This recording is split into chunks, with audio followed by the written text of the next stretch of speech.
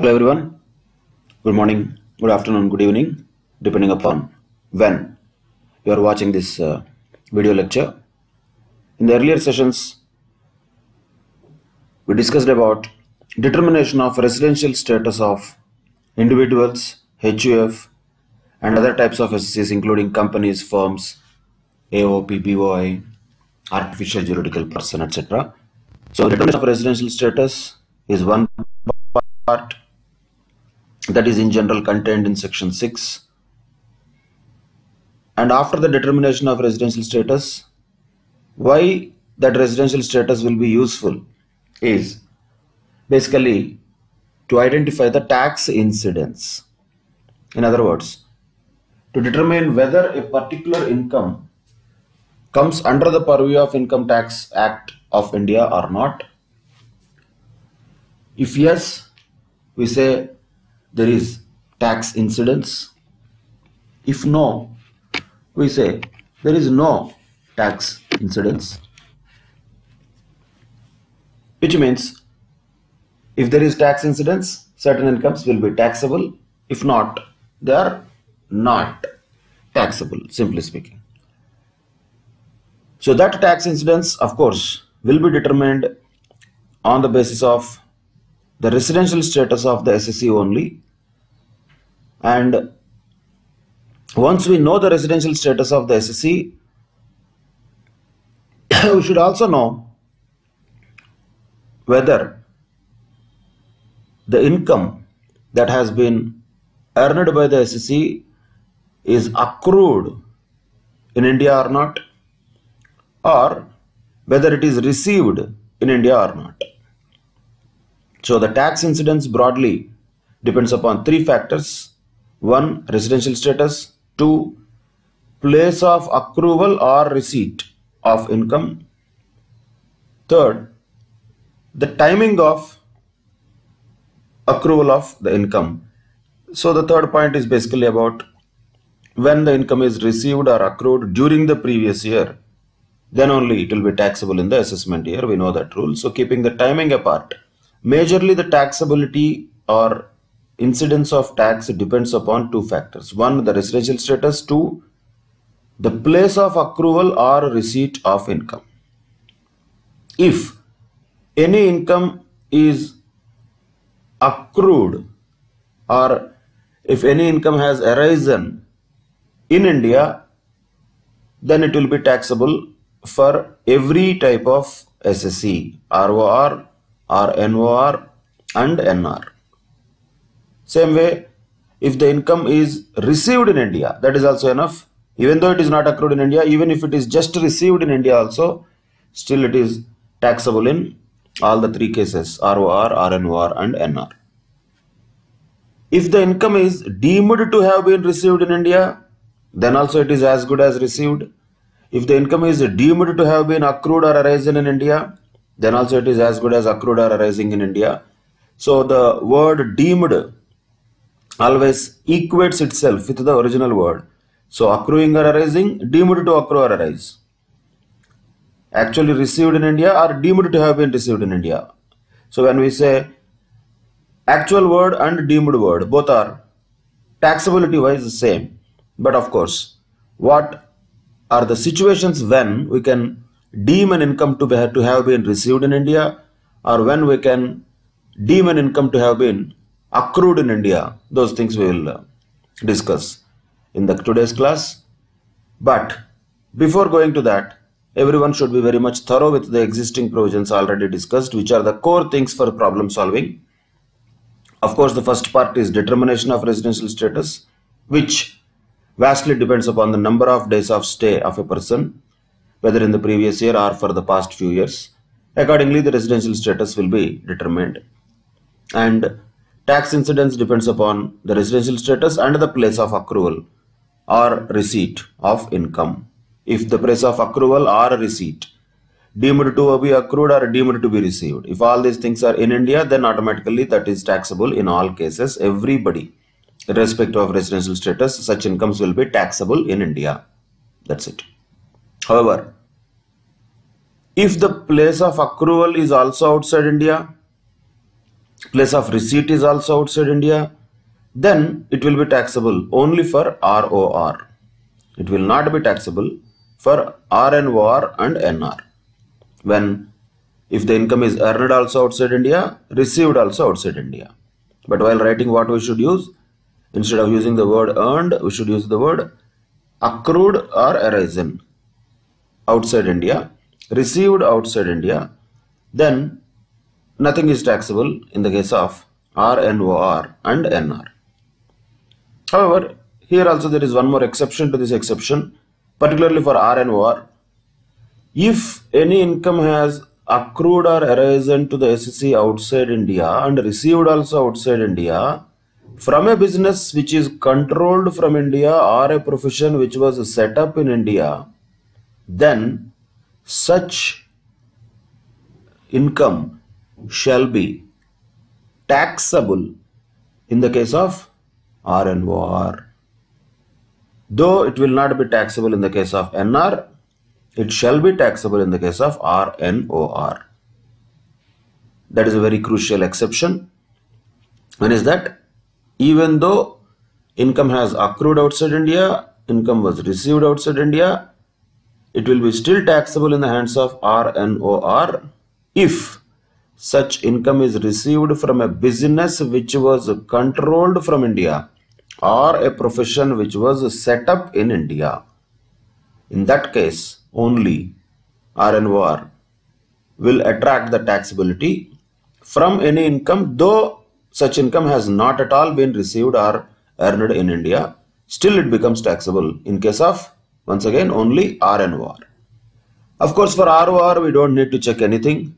Simply for ROR, resident and ordinarily resident, every income is taxable as long as if that income is received during the previous year, that is always taxable. That's it. That is for ROR. Any income that has been received during the previous year or earned during the previous year will be automatically taxable for ROR. For ROR, it doesn't matter where the income is earned or where the income has been actually received. So the place of accrual or receipt of income is immaterial for ROR. That matters for whom? Only for RNOR and NR.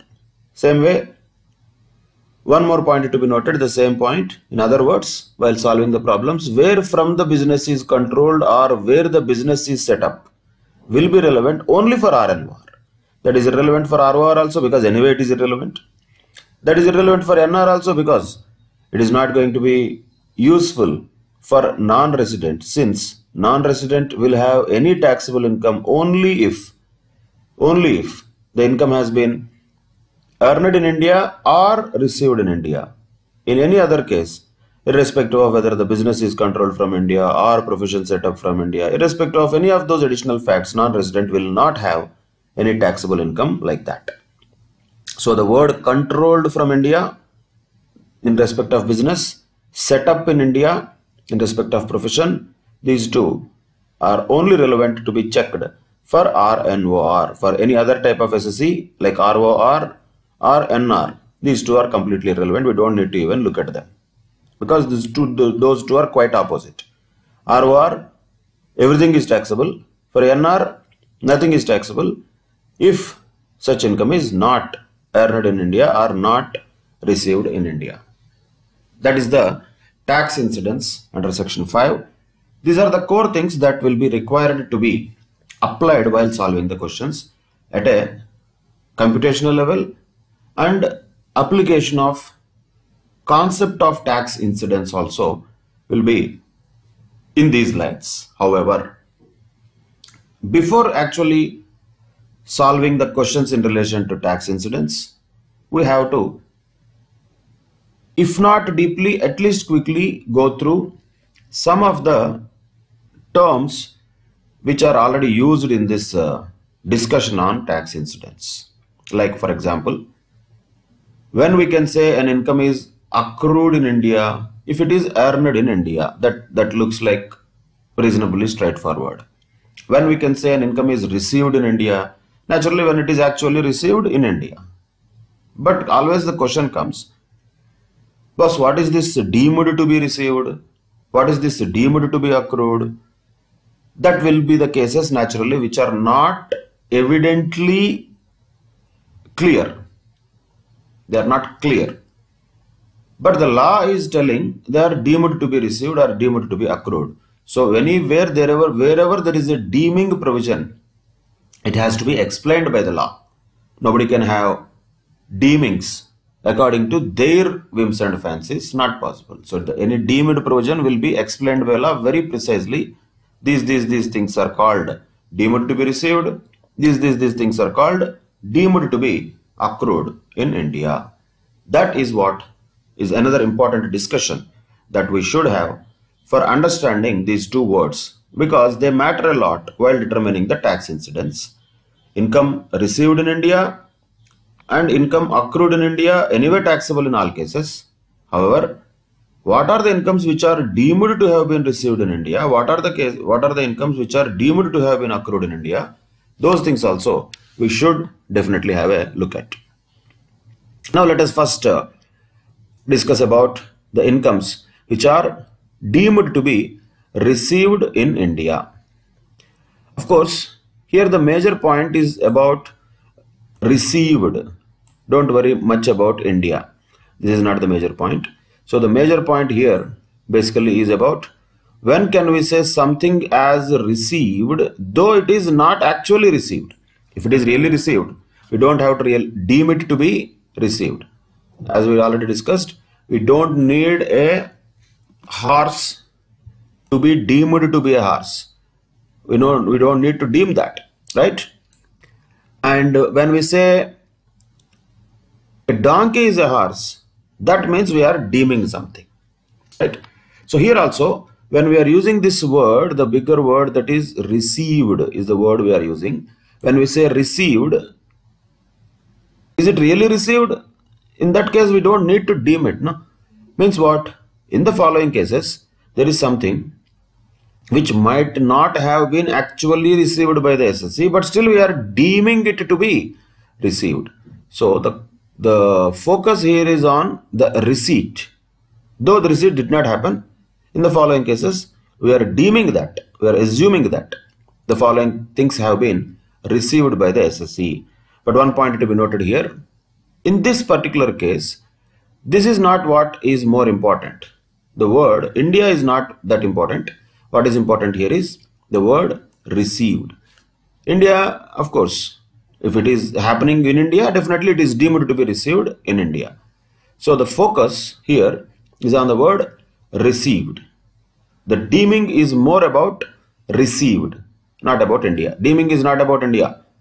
So the logic, if you look at this statement, income deemed to be received in India is a general statement, you can say. Sir, what is the deeming about? Is the deeming about India or is the deeming about receipt? Are we talking about something which is not received in India but we are still deeming it to be received in India? Is it the case? Or are we talking about something which was not received at all but we are deeming it to be received? So there is a little difference between them. We are talking about something which is not received but deemed to be received. That is the point we are talking. Deemed to be received, though it is not actually received.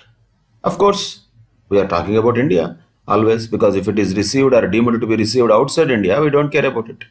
Except in the case of ROR, we don't care about such receipts which happened outside India. So these things, if you observe, will not have much to do with India. They will have much to do with the word receipt. So these are the cases where really there might not be any receipt, but still we deem it to be received. And of course, another point to note, all these things will be once again discussed in the respective chapter, particularly the chapter of salaries, which will be the first head of income that we are going to discuss in the coming classes. So what are those deemed to be received incomes? First one, contribution in excess of 12% of salary to a recognized provident fund, or interest credited in excess of 9.5% per annum. Interest is calculated per annum. So the annual accretion to the credit of RPF means once again recognized provident fund. If anything like that is there, that is deemed to be received. Is it really received by the SSE? No. What happened actually? What happened actually is the employer is contributing some amount on behalf of employee to a recognized provident fund. First of all, question comes, did the employer give any money to employee? Did the employee receive any money? Answer is no, he did not receive. But still we are deeming it to have been received. Even though the employee did not receive directly, it is deemed to have been received. But is the money given to the recognized provident fund on behalf of employee? Yes. So the point here to note is, there is a benefit that is coming to the employee, no doubt about it, though there is no real receipt of money now. Maybe he will receive later at the time of retirement. But right now, when the employer contributes any particular amount of money to a recognized provident fund, he is doing so on behalf of employee and definitely for the benefit of employee, and hence though the employee did not receive that money from employer directly, still it is deemed to have been received by the employee. Of course, not the entire amount. There is a limit that has been prescribed. Contribution in excess of 12% of the salary. How to calculate this and all, we will definitely go through these details in the chapter of salaries. But just for now, to understand the logic only, not the particular of the provision. So what is the logic here? Any contribution by the employer beyond a certain limit, and that limit being 12% of salary, that means what? Up to 12% of salary, it is exempt. That's what it means. Up to 12% of salary, if employer contributes anything to the employee's provident fund, nothing is taxable. That's what it means. In excess of 12% of salary, it is deemed to be received means what? In excess of 12% only, it will be taxable. So, if employer contributes any amount to a recognized provident fund, not anything here, we are talking about a recognized provident fund. So, when there is a recognized provident fund and employer contributes anything more than 12% of salary, employer is contributing to the recognized provident fund on behalf of employee.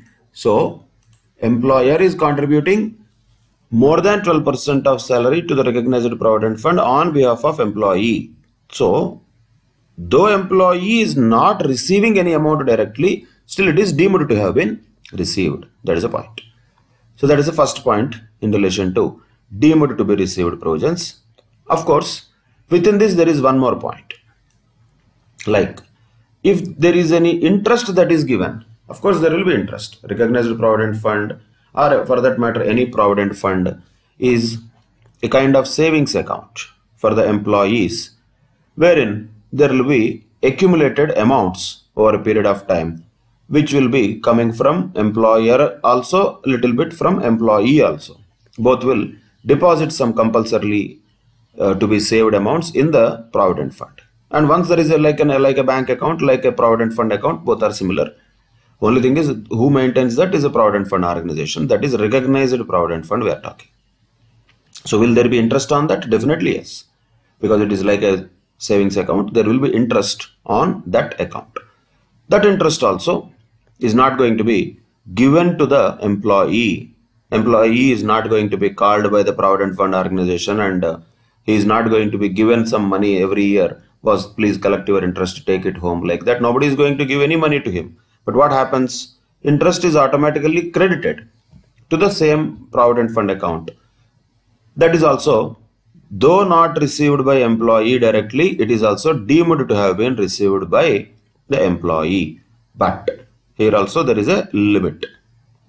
Up to 9.5% per annum interest, there is no taxability, that is completely exempt.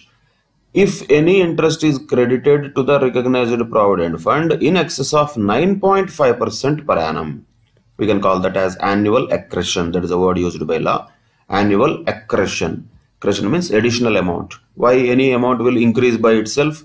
Is it possible? Money will increase by itself automatically? Automatically it will not increase. Money will increase only because of interest. So that annual accretion is nothing but interest. And that interest up to 9.5% per annum is exempt. Beyond 9.5% per annum will be taxable. That will be deemed to be received by the employee even though he did not receive it. Did he receive it? Did the employee receive the interest? Actually no. But is it credited to his account? Yes. So it is as good as he received. As good as he received, but did not actually receive. So that is why the law is telling it is deemed to be received if such interest exceeds 9.5% per annum. And now some people will ask, sir, what is the logic of this 12%? Or what is the logic of this 9.5%? Such questions should never come when we are learning income tax. Nobody can explain why 12%, why not 11%. We don't know. Nobody knows. If anybody has such doubt, we have to ask the parliamentarians and finance minister and ask them why 12%, why not 13%, why not 15%. They will also not answer, because these are what the law has created. There is no logic for that all the times. Yeah, why not? There is no logic. 12% is what the law has prescribed as a limit for exemption. Up to 12%, nothing is taxable. If anybody contributes more than 12%, the excess is taxable. Same way interest also. Up to 9.5%, nothing is taxable. It is a limit. Beyond that, there is everything that will be included in the total income of the SSC, because it is deemed to have been received by the SSC, though physically, actually, the SSC did not receive any of these amounts. That is the deeming provision in relation to this employer's contribution to recognized provident fund in excess of 12% of salary. And second thing is interest on the recognized provident fund in excess of 9.5% per annum. So whenever any number is given in the law, the first point everybody should keep in mind while learning income tax particularly is, whenever any number is given in the law. So the law said basic exemption limit is 2,50,000 for normal resident individuals with age of less than 60 years, and for non-resident individuals also the basic exemption limit is 2,50,000 only. For resident individuals with age between 60 to 80 years, the basic exemption limit is 3 lakhs. For resident individuals whose age is more than 80 years or 80 years or more, we can say, then for them the basic exemption limit is 5 lakhs. If somebody asks, sir, why 2,50,000, why not 2 lakhs? Nobody can answer that question. There is no logic behind it. So law prescribes some things. Like for example, we daily listen to the news channels also. Today 144 section is there. More than 4 people, more than 6 people cannot gather. And if somebody asks, sir, why only 6 people, why not 2 people? No answer. The law decided 5 people, 6 people, 4 people, whatever the act may be. According to that, it is that. So any number given in the law, there should not be any question. That is the point I am talking about. If brain goes to that level, then there will never be answers. We will never be able to learn the law. If somebody says, according to particular section, this person or this particular criminal has to be sent to 10 years of jail. If somebody asks, why 10 years, sir, why not 20 years? No answer. Law said 10 years, sir. So 10 years only. If the law says 5,000 rupees fine, if somebody asks, why 5,000, sir, why not 50,000? No answer. So all these numbers which are given in the law, these numbers cannot be questioned. That is a very common point we have to keep in mind. These numbers, excess of 12%, the moment we see a number there, we just have to accept it. We can't question that. We can't have any kind of logic for that. We can't try to. Even if we try to do also, we will have only a broader thing. We will not be able to understand why not something else. So that never will be the kind of thought process with which we can learn income tax law. So keep that in mind very carefully. Yeah, why 182 days only in the previous year? Then only why somebody will be called as a resident? Why not 180 days? What happens in 2 days? No answer, sir. No answer. Any provision. When you say why in the law, most of the cases, the answer will be silence only, because that's what the law said. Law said 182, that is a number. When the law said 182, that is 182. It is not 181, it is not anything else. It is not 180, it is not 185. It is 182 only. अरे just one day here and there what happens? चलता है sir? नहीं चलता है sir, नहीं चलता है, ये लॉ है. So income tax act में, or for that matter any law, चलता है is never a point. नहीं चलता है, because it has to be applied according to the provisions which are mentioned in the act. So there cannot be any kind of casual approach towards these numbers, nor there can be any answers to the question why only this number, why not some other number. Such question can never be answered. So please try to avoid such thoughts of any finding of logic between these numbers. Numbers cannot have any logic. That is what government has decided. Simple, that is only logic. So any employer's contribution in excess of 12% is taxable, up to 12% is not taxable. Same way, interest also. In excess of 9.5% per annum is taxable, up to 9.5% per annum it is not taxable.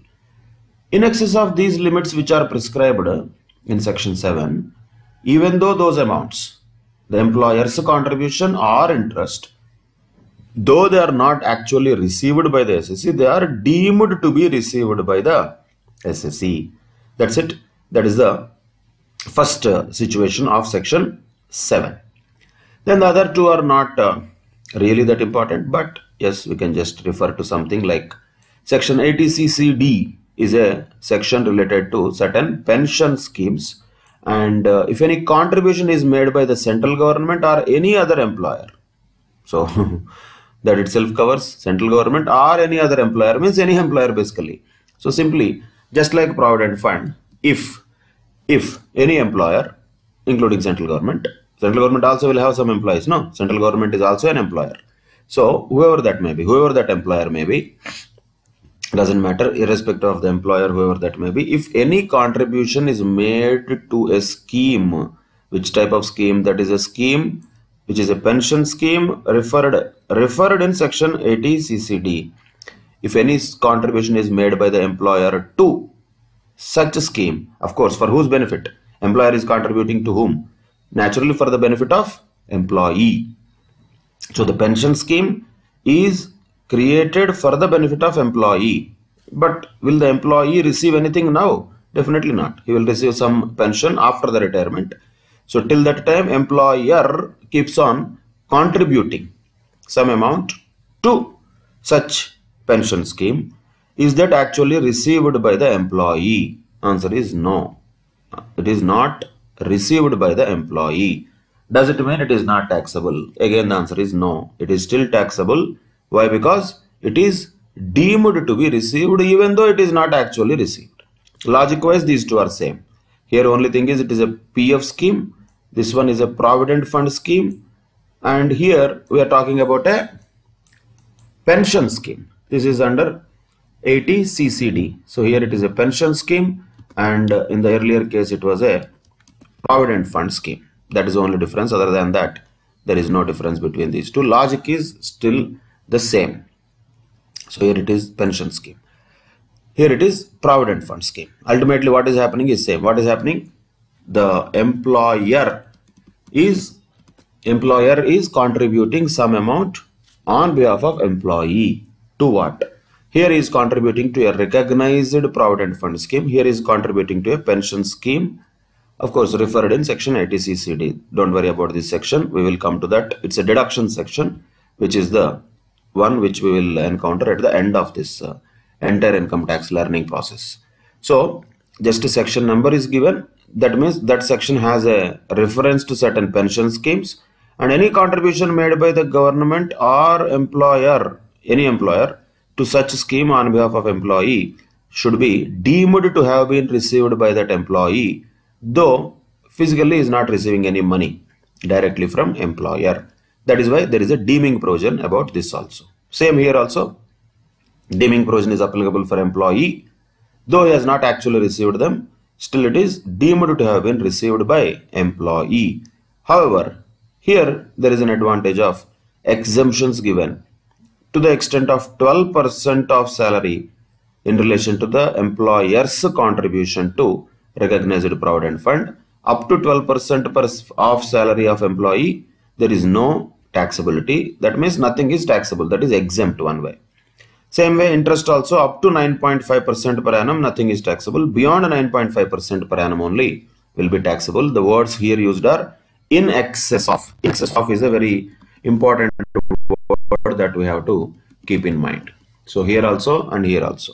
What is that we are talking about? In excess of 12% or in excess of 9.5%. So the in excess of word is an important word in this case. Of course, you need to remember these percentages naturally. These are, one is 12% in case of contribution of employer to recognized provident fund, and another number to be remembered here is 9.5% per annum, that is in relation to interest on the recognized provident fund. Who will give this interest? That provident fund itself will give, the provident fund organization will give. Generally, it will not be more than 9.5%, don't worry about it, but more or less, we are not bothered about the practicalities or real world. Provision is this, up to 9.5% not taxable, beyond 9.5% taxable. So, we just have to remember that provision. In any case, in the problem, it is given that any interest is given to the employee in excess of 9.5% per annum, we should make the excess only taxable. Same with here also, in excess of 12% of the salary of the employee, if employer contributes, then that excess amount will only be taxable in the hands of employee. The point here, why we are talking about it here is, these things are deemed to be received by the employee, even though they are not actually received by the employee. Same with contribution by the central government or any other employer also towards a pension scheme, naturally for the benefit of employee. It will be deemed to have been received by that employee who is our SSC, though he has not actually received it, because section 7 deems it to have been received. That is one more point to be noted. And the third point also is there, which is not actually received, but again deemed to be received. Why is it deemed to be received? If there is any amount which is transferred from unrecognized provident fund to a recognized provident fund. So, there are different types of provident funds, at least by theory. Just take two types now which are visible. One is recognized and one is unrecognized. And what is the provision here talking about? Deemed to be received. What is happening here is, amount is getting transferred from unrecognized provident fund to recognized provident fund. Did the SSC receive any money? Nothing received. Nothing received. But still it is deemed to have been received by the SSC, though he did not actually receive anything. Why is it deemed to be received here? Just because the amount is transferred from an unrecognized provident fund to a recognized provident fund. Reason behind that, logic behind that, why is that, we will definitely understand in details in the chapter of salaries later. But right now, the provision only, just directly you need to remember, any amount transferred from unrecognized provident fund to a recognized provident fund is deemed to be received by the SSC, and hence it shall be taxable.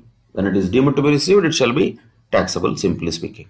So these are the deeming provisions in relation to receipt of income, whether it is received or not, right? Then another very important point is there here, which has to be also noted while solving the questions, particularly when we say receipt. What is actually that receipt? Is it going to be any receipt, or is it going to be the first receipt? The answer is, the receipt of income refers only to the first occasion when the recipient gets the money under his control. That is called receipt. Receipt does not mean remittance. Receipt does not mean transmission of that amount from one place or person to another. That will not constitute receipt of income in the hands of subsequent recipient or at the place of subsequent receipt. So what is the meaning of all this point here to be noted? Very important in solving the problems also. By the way, these points are not at all relevant in residential status chapter. If at all there is a question, that can be only a theory question. What are the incomes which are deemed to be received in India? Answer is 3 points. 3 marks question can be asked. What are the 3 cases? 1. Employer's contribution in excess of 12% of salary towards a recognized provident fund. 2. Within this, interest at the rate of in excess of 9.5% per annum to a recognized provident fund, that is also deemed to be received. 3. Contribution by the central government or any other employer towards a pension fund or a pension scheme referred under section 80 CCD, that is also deemed to be received. Then the 4th one is amount transferred from an unrecognized provident fund to a recognized provident fund. That's all. This is a theory question, not to be applied in this chapter. Are we not going to apply at all? If of course, yes, we are going to apply, but that will be happening in the chapter of salaries. But in this chapter, what is a very important point in relation to the word receipt is this: the receipt of income always refers only to the first occasion when the recipient gets the money under his control. That is why very important. So that is why we can use these words: remittance or transmission of that income cannot be called as a receipt. Now, what is the meaning of this? What is the application of this? Understand it very clearly. Imagine there is a person who is having a job, who is doing a job, say in America, right? And he is a non-resident but Indian. As far as Income Tax Act is concerned, the residential status of that person is non-resident. It is non-resident. Now, he has earned some income in US by doing a job in USA. Question comes, is it taxable in India? Obviously no, sir. Why? Because the income is accrued outside India, received also outside India. Then what happened is, that person, that non-resident Indian, the non-resident, has remitted some money. He has remitted some money to, let us say, his parents in India. So that non-resident Indian has remitted some money to his parents in India, or maybe to his family, his wife or other family members in India. He has remitted. Then naturally the question comes, can we say that this remittance is taxable in India just because it is received in India? So there is a non-resident Indian staying abroad who earned income outside India which was not taxable. Now the question is, will the same amount be taxable just because it is remitted to India? Can we call that the parents of this person have earned that income? Answer is no. We cannot say that parents have earned that income, because when that income is supposed to have been earned or received only in the first occasion. First when it was earned, first when it was received, where it was earned, where it was received, all that happened in USA. So after it is earned, if it is just remitted or transmitted, that cannot be constituting a receipt of income in the hands of subsequent recipient. That is a very important point to be noted. So when income is first earned, that only matters. After that, when it is remitted, it does not matter. Sometimes it may so also happen that this particular NRI has his another bank account in India also. He has a bank account in India. Let us say he has remitted his own money which he earned in USA to his own bank account in India. Money has been received into a bank account in India. So can we say that it is received in India? Can we say that it is deemed to be received in India? Absolutely no. Because once again, the income is earned where? It is earned outside India. So the point here to note is, when the income is first earned, when the income is first received, that only matters. Subsequent remittances, subsequent transfers do not matter. They cannot be called as received. That is not what receipt means. Okay. Now some of you are already thinking, who is family? Can anybody be considered as family Can anybody from outside India just send money to India and that money will not be taxable in India? How is it possible? Don't enter into all that. That will be in the part of gift related provisions, which will be discussed in income from other sources. Right now, what we have to understand, we took an example of parents. We are not using the word family also here. We are just taking the example of parents, wherein our SSC who has been a non-resident has sent some money to India. Question is whether that money, just because it is sent to India, remitted to India, can it be called as it is received in India? Answer is no. It cannot be called as received in India because it was first received in America. Later it was only remitted or transmitted to India. So simply the essence of all this we have to take is remittances are not receipts. Remittances are not receipts. Transmission of money, transfer of money just like that by one person to himself is not a receipt. Where it is first received, that only is going to be a receipt. If that happened in India, definitely that is received in India. If that did not happen in India, means it is outside India. That is the point to be noted. So when any person only remits the money which he has already earned elsewhere, that remittance is not an event which we can call as a receipt. So this is a very important point to note. Remittance is not considered as receipt. Very crucial point which will be useful in problems also. Hope that is clear. Any doubts are there? That should be around these words, not according to ifs and buts. So if I have an uncle in America, if my uncle sends money to me in India, what happens?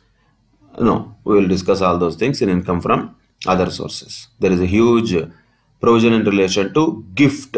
Gift is a different concept altogether. So if somebody remits the money to India in the form of a gift, those all will be discussed in gift provisions later under income from other sources. So don't enter into any permutations, combinations now. That doesn't give you any solutions unnecessarily. It gives you complications. So don't enter there. So where you have to just keep your thought. You have to keep your thought with this. First of all, any receipt cannot be considered as a receipt. Only first receipt is considered as a receipt. For the same person, when he has first received, that only matters. That is what we call as first receipt is the only receipt. Second thing, remittances cannot be considered as receipts. Remittance is not a receipt. These are the 2 points you should note from this entire discussion. That is going to be useful in solving the problem. So that is what receipt means. Now when we talk about deemed to be received, these are the 3 points that we have. One is related to recognized provident fund, second one is related to the pension scheme, and third one is related to transfer of monies from unrecognized provident fund to recognized provident fund. This is about section 7, which talks about income deemed to be received in India. And prior to that, what is receipt also we understood from this particular area of discussion. Now moving on to the next thing. See, ultimately we have only 4 things that we have to always keep in mind. Received, deemed to be received. Accrued, deemed to be accrued. That's all. Anything revolves around these 4 only. Entire scope of income tax incidence revolves around these 4 only. We just discussed 2 of them. One is received. What do you mean by received? When it is first received. What do you mean by deemed to be received? These 3 points. Now let us see what do you mean by accrued. Accrued. This is again simple, I would say, accounting type of situation. What do you mean by accrued? Accrued means which is due.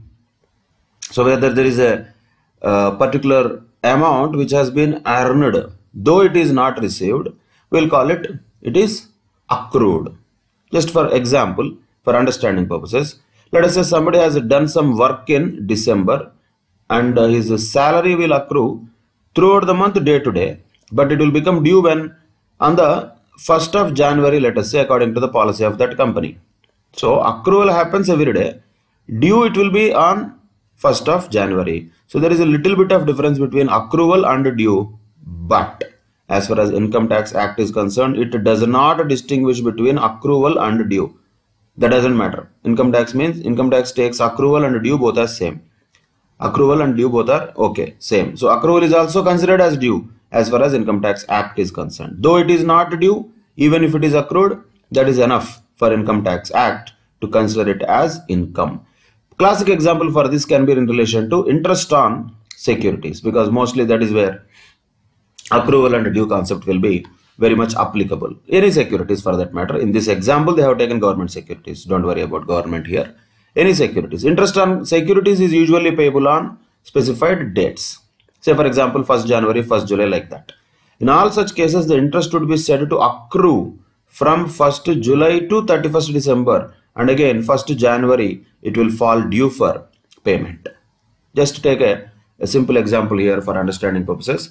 Let us say there are securities like this only, for which the interest is due. Due is different. It is due on which dates? One is 1st January and second payment is 1st July. These are the two due dates that are going to be paid, on which the interest is going to be paid. But our problem is we don't care about these dates. Our problem is what? We have a previous year ranging from 1st April to 31st March. So what will be the interest that is accrued? What is the interest that is accrued during the previous year? It will not be something between January, July, or January to December, then 1st January onwards. Nothing like that. Always the accrual of everything has to be calculated from April of one year, that is the beginning of the previous year, to the March of the next year. So the previous year is the year in which the income is accrued. That only matters for us. Previous year matters. These dates are important only for calculation purposes. So now, for example, what can we consider like this? If there is a difference in the interest rates also on 1st January and 1st July, what will be the interest which will be taxable for the previous year for our purposes 2019-20? What should be that? First of all, there will be both the interest cycle periods which are going to be definitely included in this. Now, understand the dates very carefully. 1st January 2019 to 30th June 2019, there would have been one interest cycle. 1st January 2019 to 30th June 2019, there would have been one interest cycle. In that, do we care about the interest that is related to 1st January 2019 to 31st March 2019? No. Why? Because that belongs to the previous year 2018-19 and our previous year is 2019-20. So interest between 1st January 2019 to 31st March 2019 we will ignore. But what we will start taking? Interest from 1st April 2019 till 30th June 2019, which falls in this cycle, we will consider that as interest that is accrued during the previous year. Of course, it is received also on 1st of July. Accrued and received also. Which interest? April, May, June. This 3 months interest is received also during the previous year 2019-20. April, May, June of 2019. Then second cycle start. Next cycle starts from 1st July to 31st December of 2019. It is accrued also, received also, because it is already falling within the previous year. So 1st July 2019 to 31st December 2019, whatever the interest is there, that would be accrued also and received also. So 3 months interest accrued also, received also, that was April to June. Then 6 months interest accrued also, received also, that is July to December. However, now comes the another point. Next interest cycle again starts on 1st January. 1st January to 31st March, there is interest. There is interest which is accrued. Question comes, is it due? On 31st March, is it due? Answer is no. It is going to be due when? On the next when? 1st July comes. But our previous year ends on 31st March. So the question is very simple here. the interest which is being accrued from 1st January 2020 to 31st March 2020, should it be taxable in the previous year 2019-20 or not? Answer is simply yes, sir, because it is accrued, sir. Though it is not due, though it is not actually paid, or though it is not actually received, still it becomes taxable just because it is accrued. That's what we mean to say. Accruing or arising. Not necessary that it is due, not necessary that it is actually received. That doesn't matter. So this is an example which can give us what is the importance of accrual of income. Accrual is simply about earning that income, not whether that income is due to be received. That doesn't matter. That is one point to be noted. Then another point comes, where an income is already taxed on accrual basis, can that be taxed later when it is actually received? Is that possible? Does it make sense? Absolutely no. So once an income is already taxed on accrual basis, it cannot be taxed or assessed again on receipt basis, because same income cannot be taxed twice. That is absolutely not possible. Same income cannot be taxed twice. So the point is, income, when it is accrued, it is taxable, though it is not received. Once it is already taxed on accrual basis, maybe next year when it is actually received, that will not be taxable once again. Same income cannot be taxed twice. We will come to this also later, but now that the topic has come, simply as a theory we can understand, as a concept we can understand, any income would be taxable either on accrual basis, or on receipt basis, but not both. Same income cannot be taxed on both the basis, either on accrual basis or on receipt basis, but not both. In general, whichever is earlier is the time period at which any income shall be taxable. But anyway, those things do not matter much for us in this chapter. We will definitely use them in the next chapter of salaries.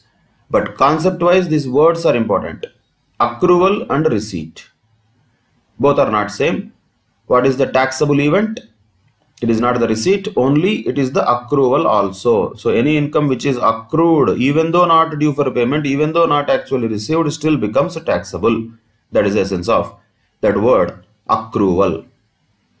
Clear? So that is one more point to be noted. Just in case of problem solving, logic we have to remember is the same income cannot be taxed twice, right? And of course there are some explanations here to section 5, which are quite self-understandable, self-explanatory. See, just because, for example, if any income which is earned outside India, it is taken into a balance sheet prepared in India, can we say that it is accrued in India? It doesn't make sense. So if there is any company, let us say Infosys has a business which is actually fully operated outside India. Let us say Infosys has some business operations in America, and it has earned some income in America by doing some activity in America. And Infosys head office, because it is in India, it has to use the profit and loss account and balance sheet of America subsidiary also in order to prepare consolidated balance sheet in India. So just because Infosys prepares a consolidated balance sheet in India, can we say that the income that has been earned in America also, the income that has been earned in America also, the income that has been received in America also is actually earned in India? Can we say that it is accrued in India? No, definitely not.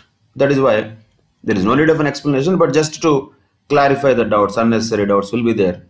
Mostly for assessing officer, unnecessary doubts will be there than the public. So they will try to use every gray area to tax the SSEs, and naturally, if there are such gray areas which are to the benefit of the SSEs, chartered accountants will try to use those areas for the benefit of the SSEs. So that is the opposite sides which will work on different forces as long as there is no clarification. But here there is no such point because clarification is very clear. Explanations are also part of the section. You have to understand that a section will have subsections, subclauses and subclauses, explanations, provisos. Anything that is possible, all of them are part of a particular section of a provision of Income Tax Act. So here explanation says that if any item of income is accruing actually outside India, it cannot be deemed to be received in India just because it is taken into account in a balance sheet prepared in India. That doesn't make it anything that is received in India. That is one point here. Of course, it is the same another point which is given as explanation to the same income which has already been taxed on accrual basis cannot be subjected to tax once again on receipt basis. Doesn't matter, because same income cannot be taxed twice. Once you already taxed it on accrual basis, how can it be taxed on receipt basis in the next year? That is not possible. So though these two explanations are given to section 5, both are very evident. We don't really need any such explanations. Those are common sense points. Same income cannot be taxed twice. Once the income is already taxed under accrual basis, cannot be again taxed on receipt basis. That is there. And just because an income is subjected to consolidation in India, if it is included in the balance sheet prepared in India, does not mean it is received in India. That doesn't make any sense also. So we cannot deem it to be received in India just because of consolidating any foreign affairs into the balance sheet which is prepared in India. That is not a proof of any receipt of income in India. That's it. These are the points to be noted in case of section 7, that is income deemed to be received in India and income received in India. What is income received in India, which is deemed to be received in India? And section 9, what we are talking about is mostly the income accruing or arising in India.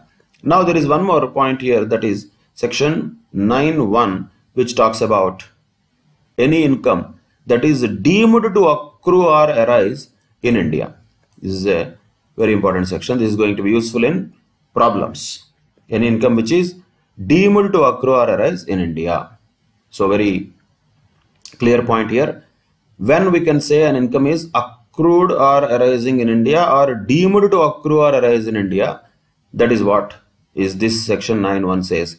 Lot of I would say explanations are there, too many things are there which are given later, but simply for learning purposes this table is enough. This table gives us full clarity about what are the incomes which are deemed to accrue or arise in India. So no need to go through each and every line which is going to be given later, but this table is enough for understanding what are the incomes deemed to accrue or arise in India. So what are those things? One by one, let us quickly go through them. Incomes which are accruing or arising outside India, but they are directly accruing or arising or indirectly accruing or arising through or from what? Any business connection in India. So there is one more word used. We will come to this word later. That is business connection. Means what? Actually the income is earned outside India. Boss, if the income is actually earned in India, we don't need to deem it. That always we have to keep in mind. When the income looks like very much earned outside India, then only we have to deem something about it. But still, whatever this section 9(1) says about which are all deemed to accrue or arise in India, we have to consider them as if they are accrued in India. So first point says, even if any income is accruing or arising outside India, whether directly or indirectly, through or from, if that is happening through a business connection in India, that means it is deemed to accrue or arise in India. So actually where the income is earned or accrued outside India.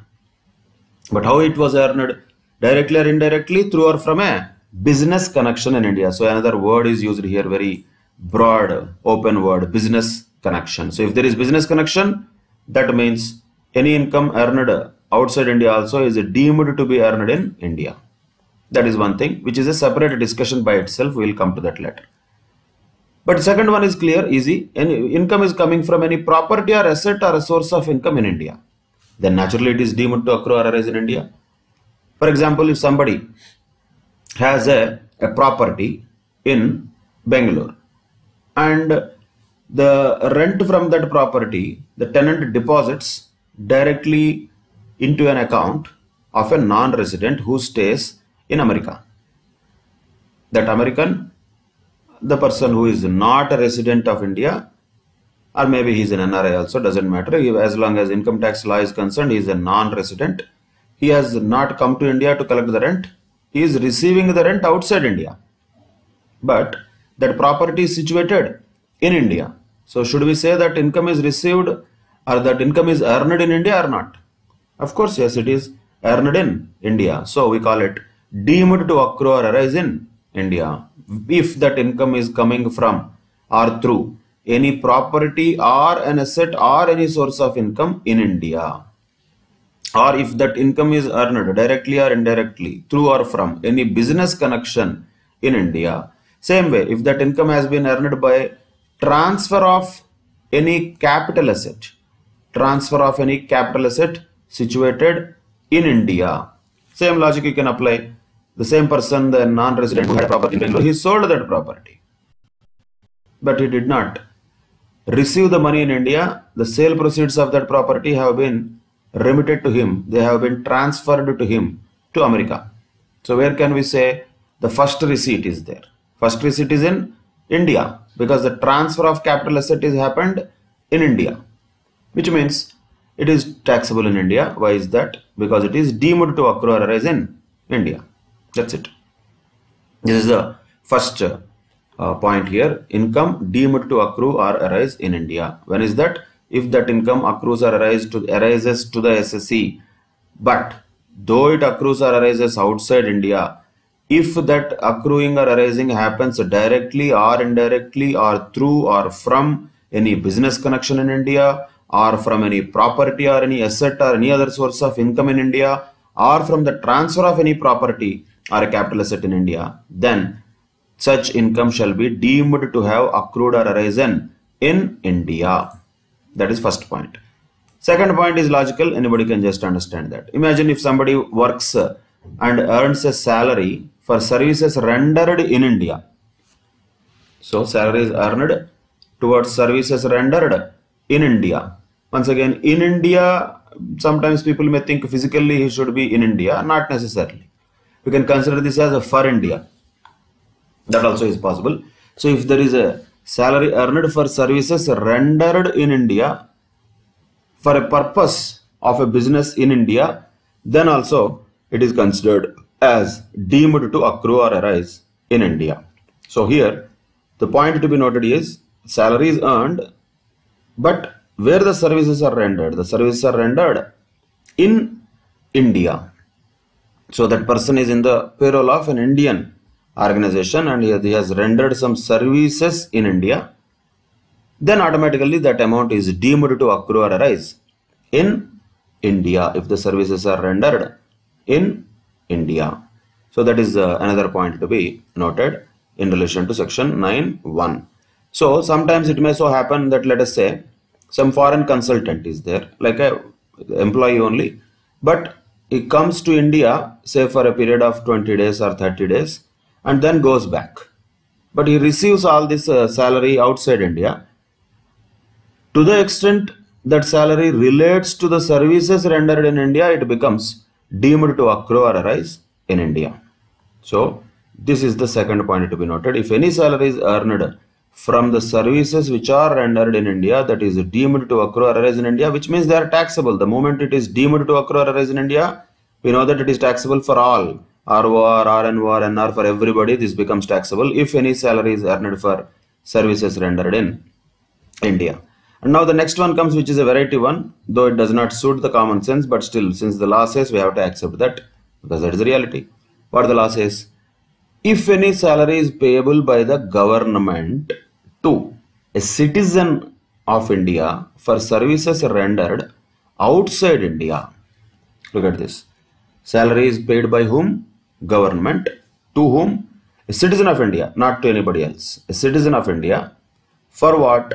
For services rendered outside India.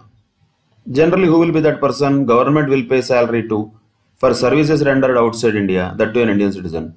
In general, there is nothing mentioned in the law, but in general, these are all the people who are working in Indian embassies in other countries, Indian consulates in other countries, like for example, Indian government representatives in the United Nations. They are all working on the payroll of Indian government, but services where they are rendering outside India. But what is the law saying? Even though they are rendering the services outside India, still they are deemed to accrue or arise in India, means those incomes become taxable in India. Of course, there are exemptions to that, we will come to it later. Basically, do we have purview on that or not? Yes, because section 9(1) says, though the services are rendered outside India, still they are deemed to accrue or arise in India. This is where particularly we can understand the deeming provisions, how they are powerful. This person, whoever is our SSC, is never in India, is not in India, is outside India. Where he has worked outside India, that means where the income is actually earned outside India, where he received this income outside India, still we are deeming it to be accruing or arising in India, because they are Indian citizens and they are getting this salary from government. We are not talking about private organizations here. This is only applicable to government employees who are working abroad and receiving a salary from the government. For them, whatever salary received abroad also is deemed to have accrued or arisen in India. That's it. That is another point to be deemed to be accrued in India. Then we have another straightforward point, that is a dividend paid by any Indian company. See, a lot of times it so happens that there will be a lot of international investors also in Indian companies. So Indian company, when it pays the dividend, it will pay outside India to those international investors. Those investors are not going to come to Bombay in suitcases. They are not going to take the money out. Not going to be possible. So the Indian company, when it pays dividend, they will pay outside India. But where is the SSC who received this dividend? Outside India. But is it excluded from the income tax purview? No. Even though such dividend is paid outside India, still it is deemed to accrue or arise in India. Why? Because it is paid by Indian company, sir. When it is paid by Indian company, even though such a dividend is paid by an Indian company outside India, still that dividend is deemed to have been accrued or arising in India. Why is that? Because that is paid by Indian company. So Indian company pays dividend, automatically that dividend for the recipient is deemed to accrue or arise in India. So these are the points to be noted when it comes to deeming provisions in relation to accrual or arising of income in India. Income accruing or arising outside India from a business connection, or from the transfer of a property, or from any asset, or from the property in India, situated in India, automatically is deemed to accrue or arise in India. Same way, if any salary is earned for rendering any services within India, then that is deemed to accrue or arise in India. If any salary is payable by the government to an Indian citizen for the services rendered outside India also is still deemed to accrue or arise in India. Same way, any dividend paid by an Indian company is always deemed to accrue or arise in India, irrespective of whether it is paid in India or outside India. So even though it is paid outside India, still it is deemed to accrue or arise in India as long as that is paid by an Indian company. That is a important aspect we should remember. These are the points which will be useful for our problems. Of course, there is other points also which are also given here, but we will discuss them later. They are all not that much useful. There might be some points in problems also, but these are the key points. Every time we can have such questions or such points, we can encounter them in the problems. Other things are all with one logic. We can just have all of them covered in one logic. We will discuss the remaining part of this particular tree in the next class, but till that time you need to be thorough with the existing provisions here, that is in relation to the incomes which are deemed to have been received in India, incomes which are considered to be received in India. First received is only receipt, remittances are not receipts. And section 7 talking about income deemed to be received in India. Then concept of accrual is very important to understand. Understand that very keenly. Accrual is different, due is different, payment is different. All of them are not same. So accrual, what matters in income tax? Not due, not payment. When income is taxable?